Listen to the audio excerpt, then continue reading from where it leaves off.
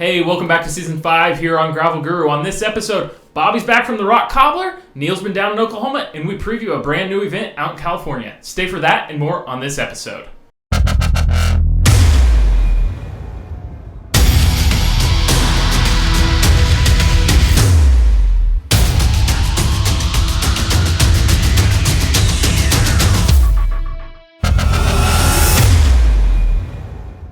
Hey, welcome back, guys, in the studio for episode 2 here on Season 5. How have you been? I've been good, Neil.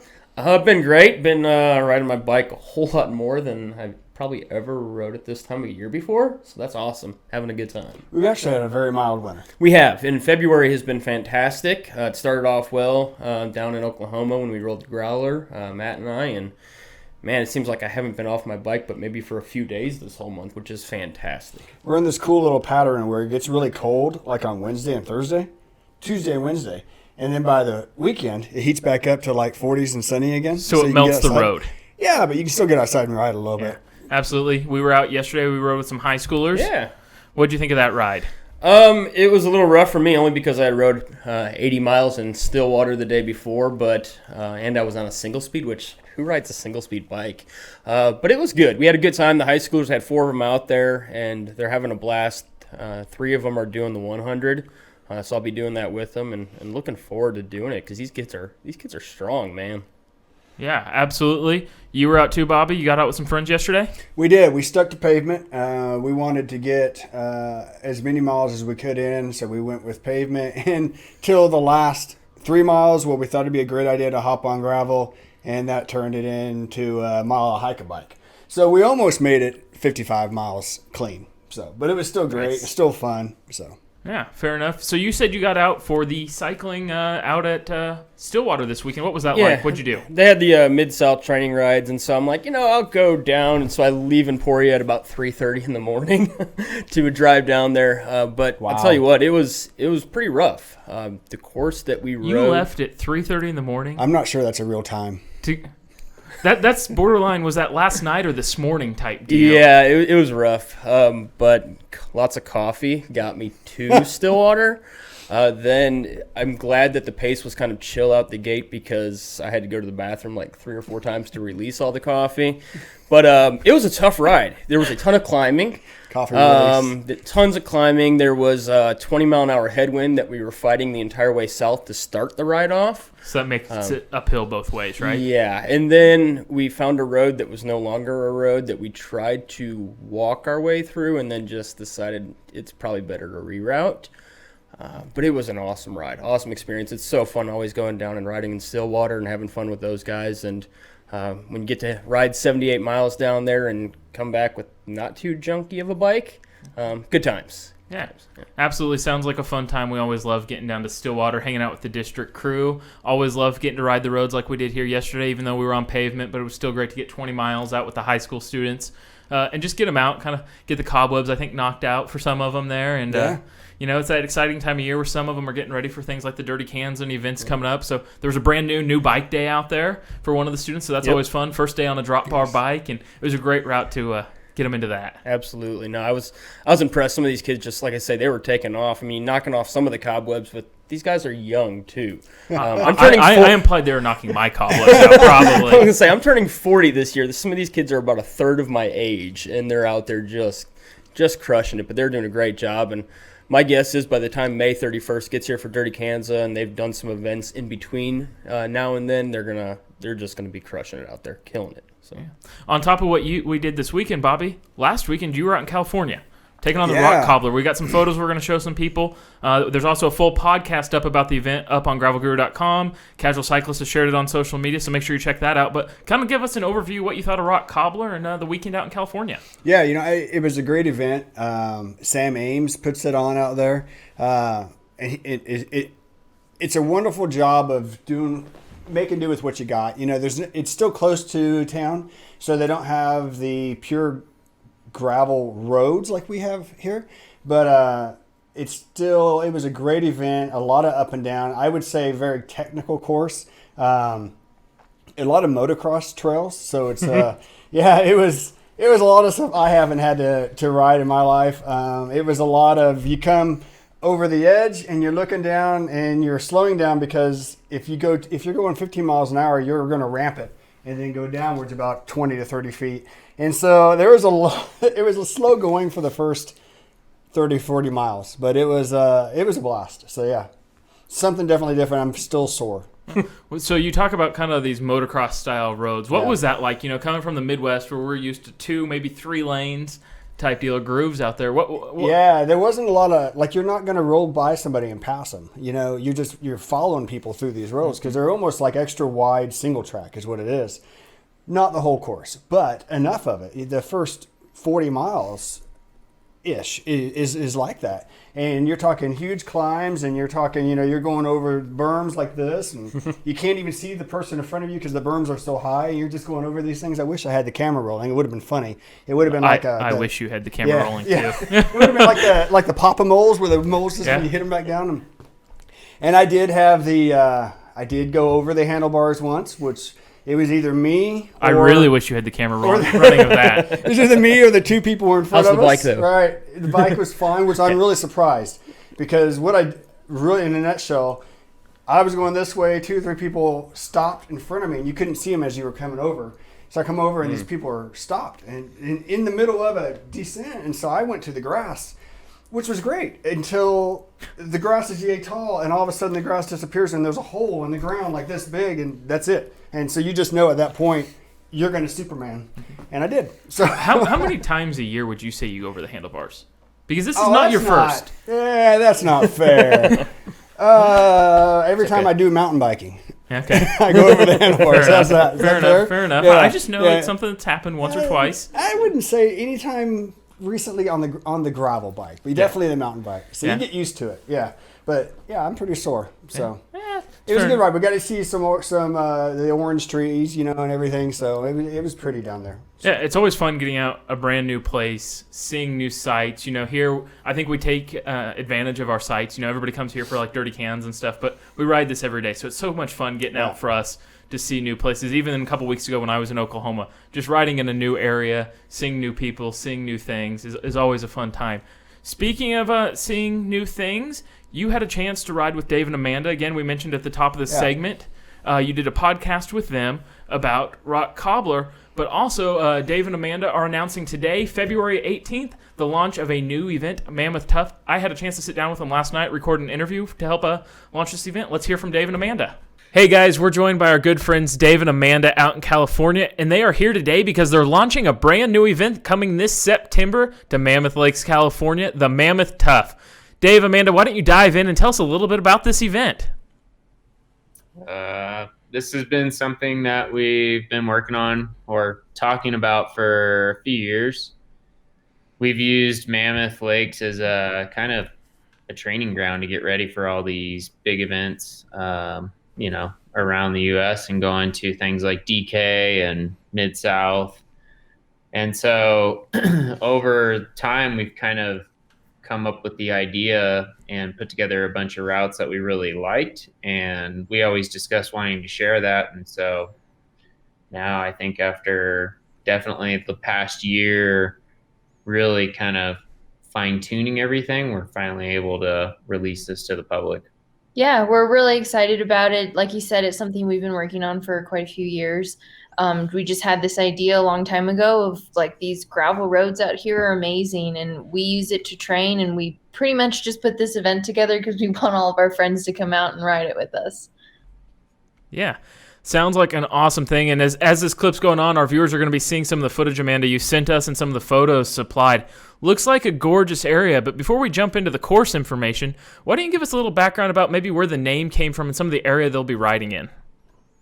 It actually has some really cool history. Like 700,000 years ago, there was a volcano in this area, and it came up with this giant eruption, and it left this hole in the ground, which is called a caldera. And that caldera is still there today, and there's a bunch of magma and hot lava that's still really deep under the Earth's surface. And so all the rock that came out from that volcano, it's called tuff. That's like the term for it.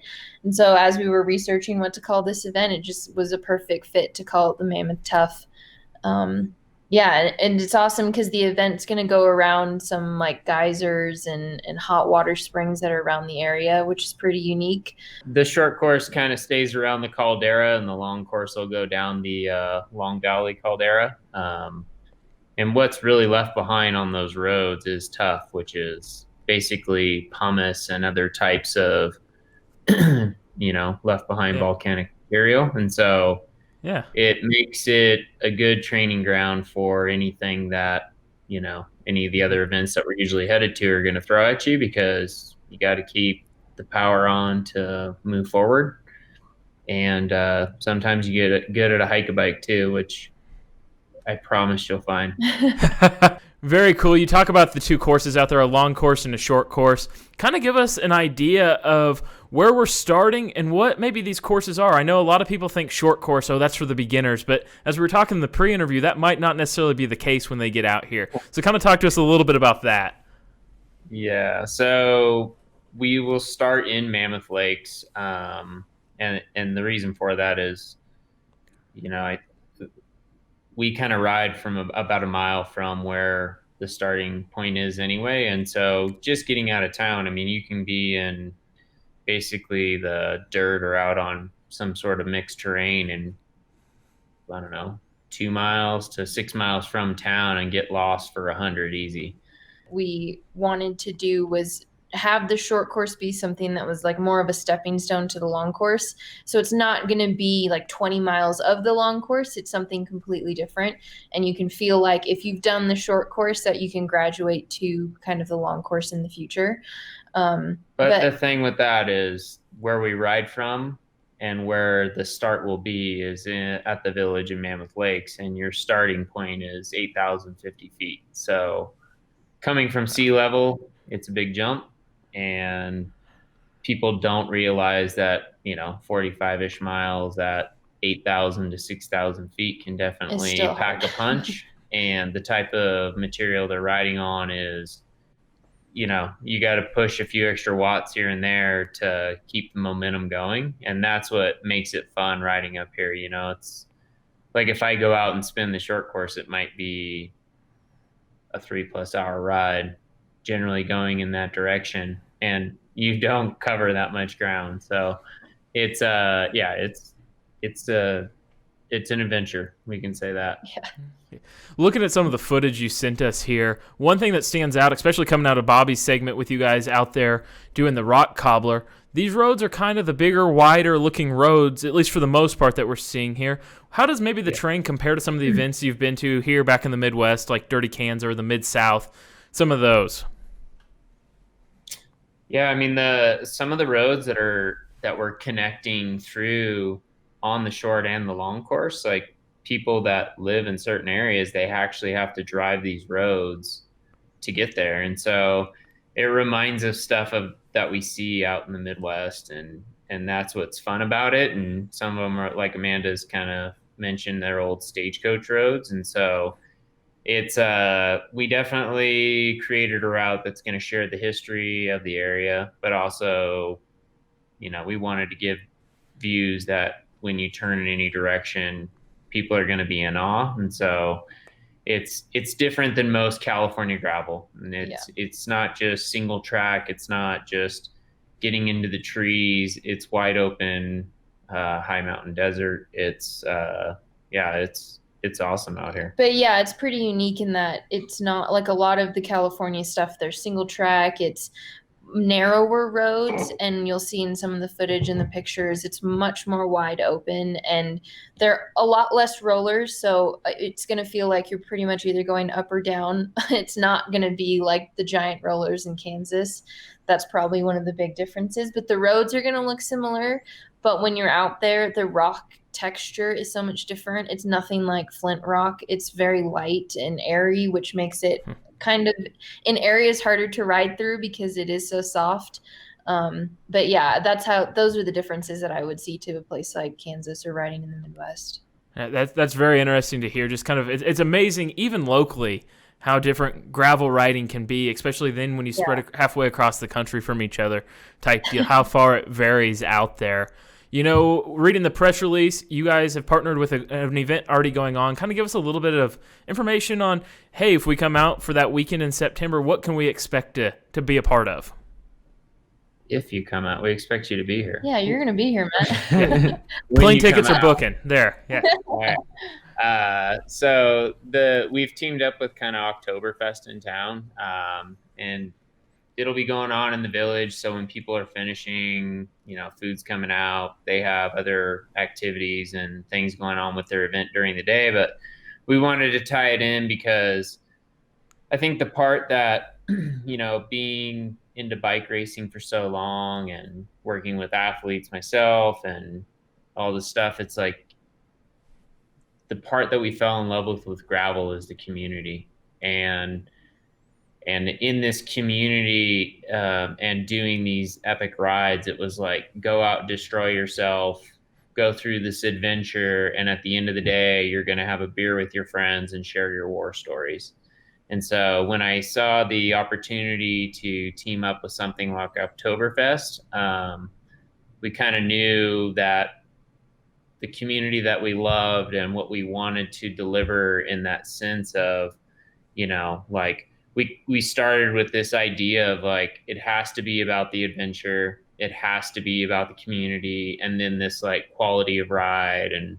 And so saying that and putting it all together, it kind of, like athletes can be athletes and train. At the end of the day, they still want to go and have, a beer and maybe some bad food once in a while. And we still want to deliver that party. And that's what makes it fun about gravel. And that's the part I appreciate. Yeah, and some of the history, if people know about the Mammoth area, the Kamikaze Games were a big bike festival that used to be up here in the mountains and had been around forever. Like that was where all the Ned and Tinker and all those guys got famous doing the Kamikaze downhill runs. And a couple years ago, they canceled the event entirely. And so this gravel event is actually taking place on that weekend that used to have that event. And the town's really behind that because they want to see that big bike festival kind of atmosphere come back to town. And we think that this is the perfect event to do that. And Oktoberfest being there already was something that just made a lot of sense, and putting that together as a nice package deal. Yeah, it sounds like a fantastic time out there. Coming up, registration. How does the registration process work? So registration is going to open this Friday, February 21st. I don't know the specific time yet, but probably 8 a.m. PST is what we're doing.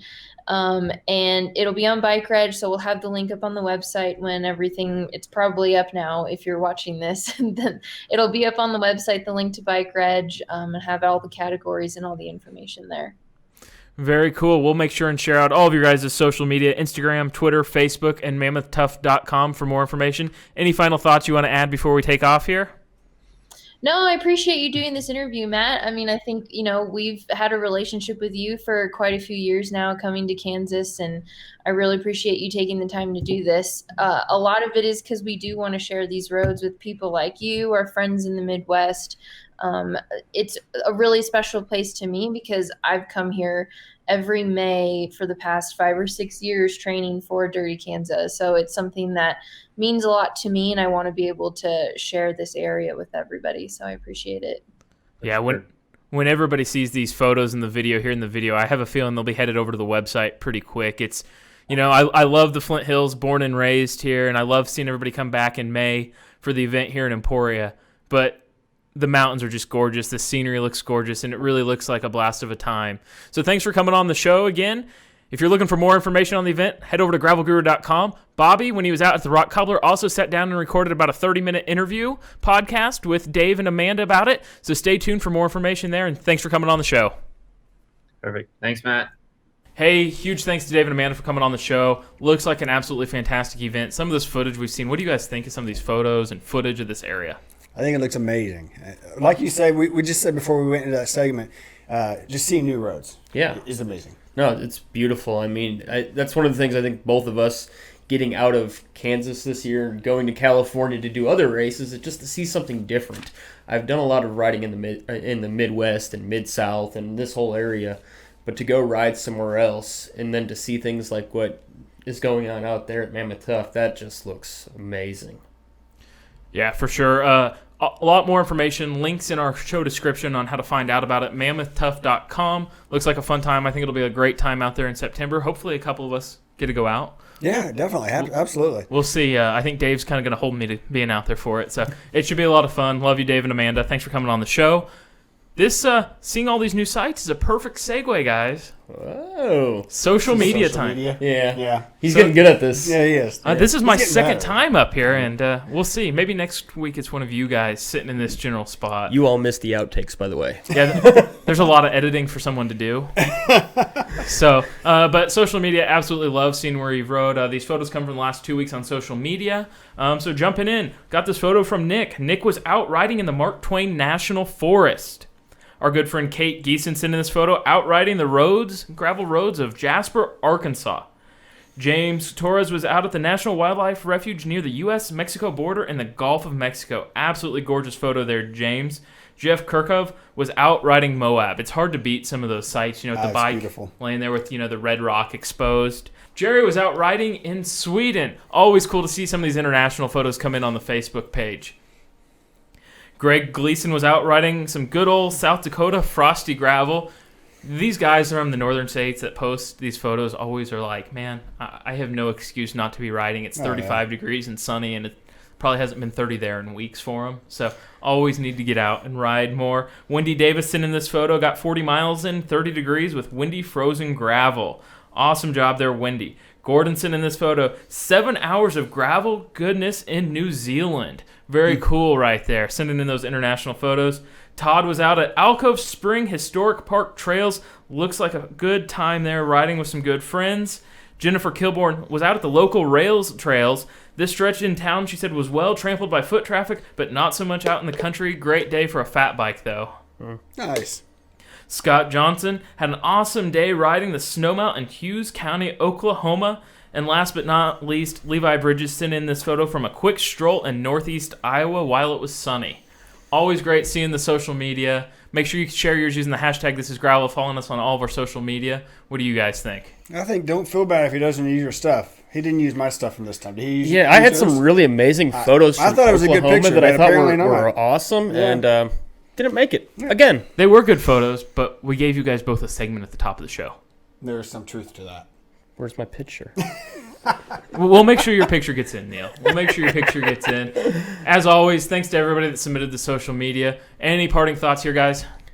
Just looking forward to what's coming next. We are only, 3.5 weeks from Mid-South, which is just unreal. So it's going to be here fast, guys. How many Love us sleeps some is that? Mid-South. We're going to say 21. 21. Nice. Good I math. don't know. Yeah. Just making up a number somewhere in the 20s Correct. when this show comes out. Yeah, So, Absolutely. yep. What do you got coming up, Bobby?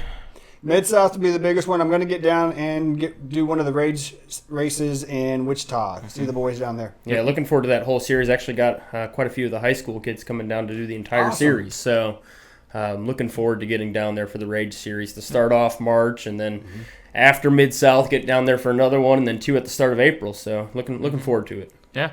Big shout out to the Rage guys for getting the high Absolutely. schoolers into that race down there. Make sure you follow the Casual Cyclist. Make sure you follow the Minister of Gravel. Make sure you like and subscribe. Gravel Guru. See you guys on the next episode.